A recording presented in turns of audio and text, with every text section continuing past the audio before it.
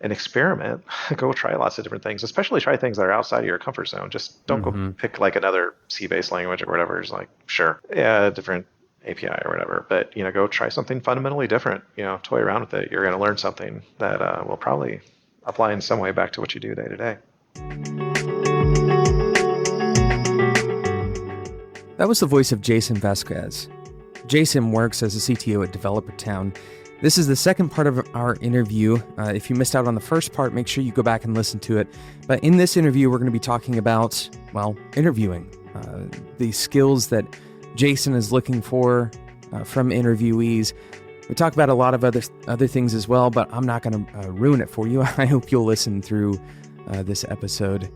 You're listening to Developer Tea. My name is Jonathan Cottrell, and my goal is to help driven developers connect to their career purpose and do better work so they can have a positive influence on the people around them. And that may sound big and lofty, but the reality is the work that you do has an impact. Whether you intentionally design that impact or not, what you do with your time, what you do with your energy, what you do with your career, it matters. It matters to the people that you have influence over. And if only that person is you, if that's the only person that you have immediate influence over, then that matters. So this show is dedicated to helping you become a better developer, become a more driven developer, to connect to that underlying reality of how much your work actually matters. Not in a vain sense, not in the sense that you're self-important or narcissistic, but rather that you take your time seriously, that you care about how you're spending your time, how you're spending your days. You intentionally engage the work that you do. And that's really the people who listen to this show. I want for you to be those people, the people who care about the work that you do. And if you don't care about the work that you do, then this show probably isn't going to be very good for you. You're not going to enjoy it very much. But if you do care about the work you do, then I welcome you to listen to the show, to subscribe, and to continue engaging this stuff, each and every day. Thank you so much for listening. Let's get out of the way and get into this interview with Jason Vasquez. So I'd love to kind of back out one more time here and look at the bigger picture with you about your career. We talked about dark moments. We talked about, these learning environments and staying up to date a little bit, but more importantly, kind of being able to switch between things and not getting too hyper-focused on one tool. But I'd love to ask you, what two areas that I want to talk to you about. One is hiring. And the other one is going to be, bright spots, moments where you feel like you had an epiphany, a moment of clarity or inspiration. But first, let's talk about hiring. Let's say I'm a developer and I want to work at Developertown.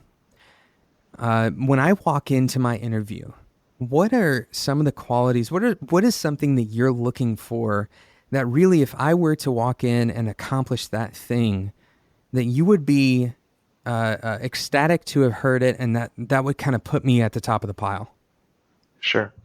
Well, there's one of the things if I go back many years, the way I would think about hiring was really more relational and social and kind of basic interview techniques, just asking a lot of questions, hopefully hitting the right things.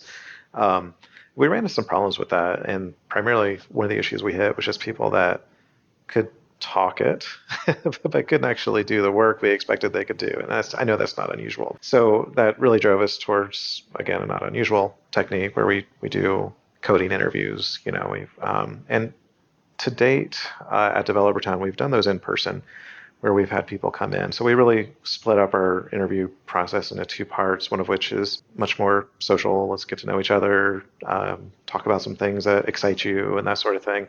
And then we get onto some pure technical things and see how you do. One of the things we're starting to worry about a little bit there as we think further about diversity and some other hiring factors is some bias that creeps in. So you can start to see some behaviors from people that we start to suspect may be really excellent, but due to social pressures or other things that are unfortunate in society, don't perform as well, especially in that more technical portion where we hand them a marker and a really hard problem, and we do our best to make these really collaborative, like work through them together type things, but Yeah. there's certainly a barrier. So we're starting to think a little bit about how we may address that, be that through maybe an online version of the same thing where it's not, that same social one-on-one type pressure Mm-hmm. or not. But so that's kind of one aspect to it. We do need to make sure that people can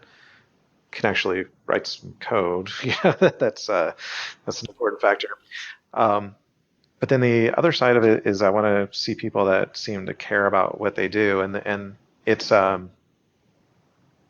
it seems readily, obvious to me at least when I ask somebody, what's something that you're proud of that you've done. You'll see it. I mean, some people are like, well, I worked on this big team and I did this thing, and there are other people. You just see them, they light up because it's almost like they were happy you asked them, because Yeah. they Mm-hmm. they got to talk about this little thing that you could tell really meant something to them and that they worked really hard on and got done, and those things really stand out for me because those are things that I mentioned previously, that they're the things that look like the way I think about things. I just get kind of excited about stuff and I want to go after it and I want to solve it. So those are standout things for me. That's really good. I just want to affirm something here.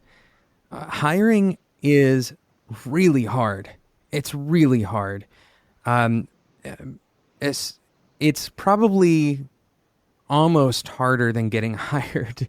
I hate to say that because I know a lot of people are in a difficult spot right now trying to Yeah. find jobs, but it's emotionally taxing.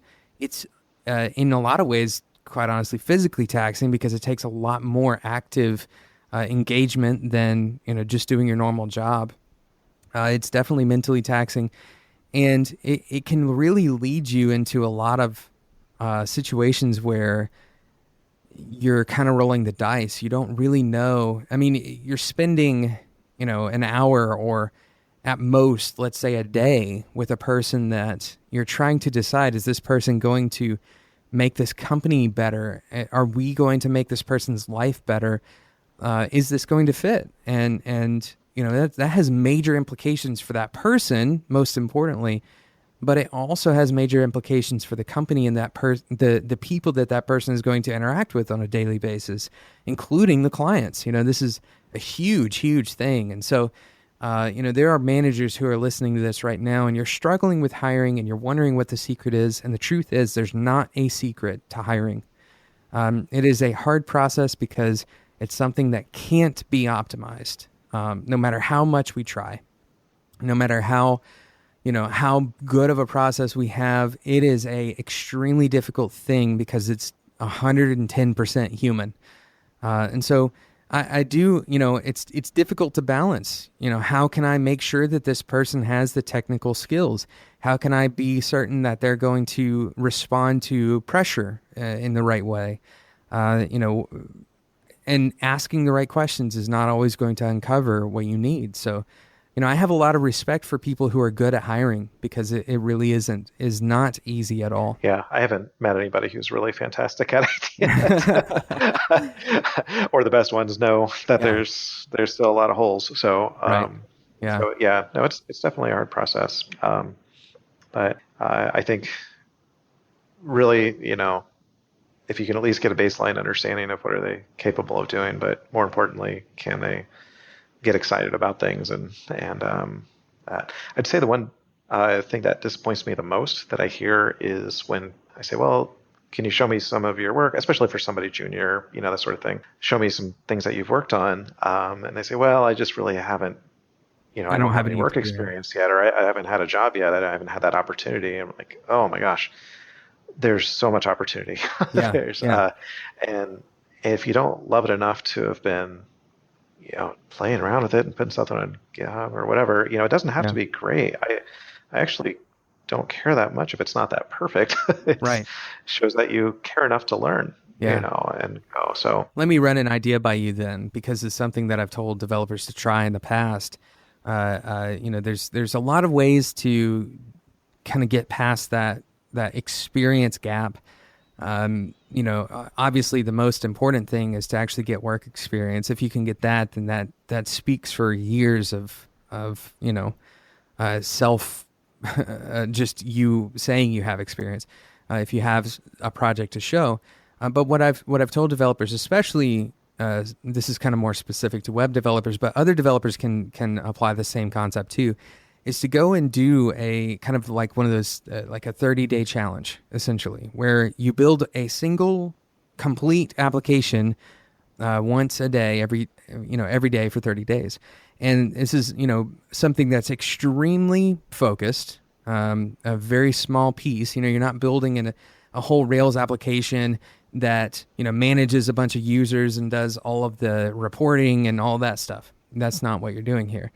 You're focusing on a small and very interesting problem, and then you're doing that a bunch of times. And I've said actually to do 5 projects over the course of 30 days, so that gives you, 6-ish days per project. So you can actually get something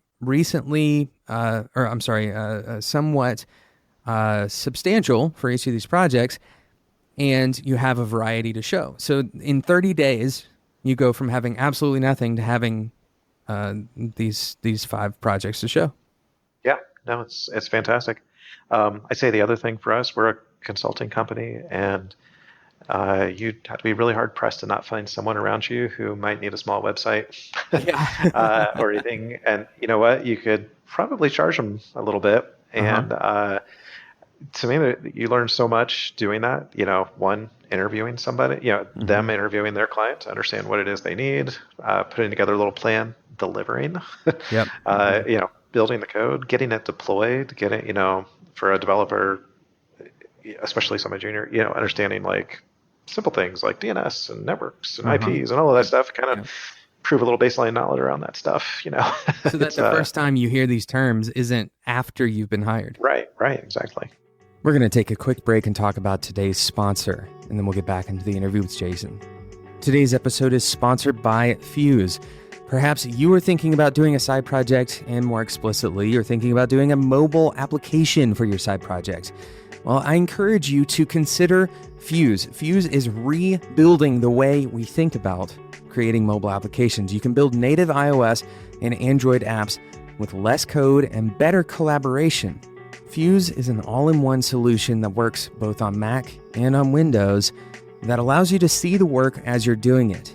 Up until now, mobile development environments haven't really changed very much in about 10 years, but Fuse is aiming to change that. If you've ever used something called Unity for game development, then Fuse is kind of like that for mobile application development. Fuse recently went from beta to their official 1.0 launch, and they also launched their Fuse Studio premium editor and workspace. This comes along with their professional plan. Of course, this is a paid plan. It includes a Fuse built-in UI kit, and you can do things like add premium charting to your applications, use stickers on your live camera feed. There's tons of interesting things you can do with the Fuse professional plan. Now, most people don't even need this paid plan, but if you do choose to go with it, then Fuse is providing you 70% off if you use the code DT for Developer T. This is going to get you 70% off. This is for the first 12 months, and the codes must be redeemed by December 31st of this year. So if you want to take advantage of that deal, then go ahead and head over to fusetools.com/plans. That's fusetools.com/plans. Don't forget that code DT. And remember, you can get started for free. You can try this product entirely free today. Head over to fusetools.com/plans to get started. Thanks again to Fuse for sponsoring today's episode of Developer T.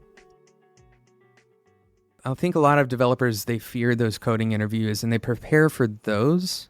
And I would say you're better served if you go and actually solve problems with code for a project than if you were to go through a bunch of code prep for a whiteboard interview. Yeah, absolutely. And to be honest, I mean, our the harder end of our coding interview stuff is very little to do with were you successful at it or not? It's more about how do you think. How do you think through it? Because we want these to be conversational. Talk to me.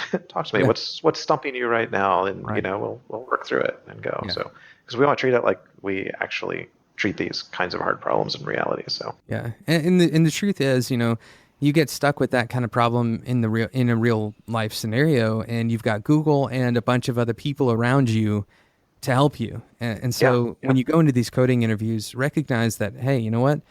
This is more about communication than it is about solving the problem, right? Right. It's Right. more Exactly. about understanding how, hey, these people are trying to understand if I'm going to be able to do this, if I would be successful at solving something together with them. And so if you clam up or if you're totally lost in your head, that's not a good sign, right? That's not going to give me a good amount of confidence that this is going to go well. Right. But if you find yourself totally lost, take a step Say back, it. like you might anyway. Yeah, say, "Hey, I'm a little lost. Let me go over, like step back and write an outline of what you know so far in the corner of the board." Yeah, Like, yeah, yeah. and then write the question mark next to the one that's you're stumped on, right? Right. Yeah. Like, and just seeing that kind of thought process is really powerful. So, Another thing that I've mentioned to developers who ask about whiteboarding interview questions and that kind of thing is to provide more than one answer. mhm. So, almost every problem that you ever face has contextual answers. There could be one way of doing it that serves a particular need, or there could be another way. And so, for you to show that you have a grasp on the subject such that you can talk about the implications, not just the solution, but the implications of the solution. That's the kind of thinking that produces great work, but more, perhaps just as important, that's the kind of thinking that stays on budget, that helps a project manager understand the differences between two possible pathways. And if I can hear that in your work or in your thinking, then I have a high degree of confidence that when I ask you to solve something really complex, that you're not going to get stuck in a black hole where you're not producing value, but you're going to actually find a good pathway to the right solution. Yeah, and then be able to justify your solution Exactly. as well, versus alternatives. And Right. again, Yeah. especially in the consulting world, where 99% of the time we have fantastic relationships with our customers. We really enjoy that. But every once in a while, you're going to get challenged on something. Like, Yeah.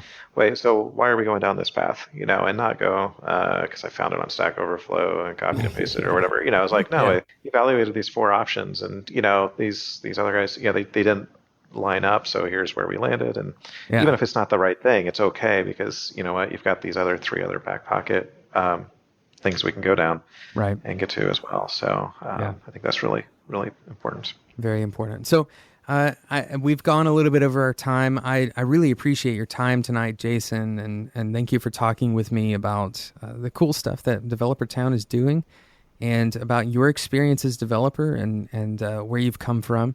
And I have a couple of questions that I'd love to ask you that I like to ask every guest who comes on the show. Okay. The first question is, if you and I were to go out and have a cup of tea and talk for the very first time, what would you hope that I would ask you about? Um, I think I would hope that you asked me about my family. Um, I think that's an important thing just for me personally, and then around our company as well. We really focus on that side of things. So, yeah, It is very important. It's yeah, something that everybody has a different perspective on, and yeah. how you take care of your family and your, the so again a very tired phrase, but the work-life balance and all of those discussions are so important, and they shouldn't be left out of these kinds of talks about hiring, for example. That's Mhm. that's a good interview question. What are your views on your family? Right, right. One of the things that was hard for me prior to Developertown, I worked in a startup, and we had just had a baby at the time, and I was the slightly older guy with a lot of Yeah. with a lot of younger Yeah. guys who were there, Uh-huh. 20 hours a day, and I work a lot of hours. I would do them from home, but my visible face time was limited, and for a while I felt really awkward when I walked out of the office at like 5. Um, Yeah. but Oh, that was yeah. important to me to get home and Absolutely. go. Now, eventually you build enough cred, and I think it works out. Um, but that can be a little jarring right at first. And it's really difficult. Yeah, we just recently had our first. He's going on 4 months now, so we're still in that Congratulations. thank you, super early phase, and it is tough to explain that, because even if you were to explain it with normal, this is why I'm going home. And it's such an emotionally connected thing that to explain it to somebody who hasn't experienced it is like trying to talk about a movie, to someone who hasn't seen it. At some point, you're talking about a fact rather than a feeling, and that's a really hard thing to communicate. And so you have to be able to kind of separate that. And it is, it's easier when you have other people in the company who have similar experiences to you. But there are people that I really, truly love working with. And if I didn't have a child at home, we would go out and hang out outside of work all the time. And now that I have a child at home, it's very few times that we're going to hang out outside of work. And I don't feel bad about that. I don't feel like I'm missing anything. And that's okay. It's totally okay. Yeah. Yeah. No, it just helps to get to have everybody know each other at that level.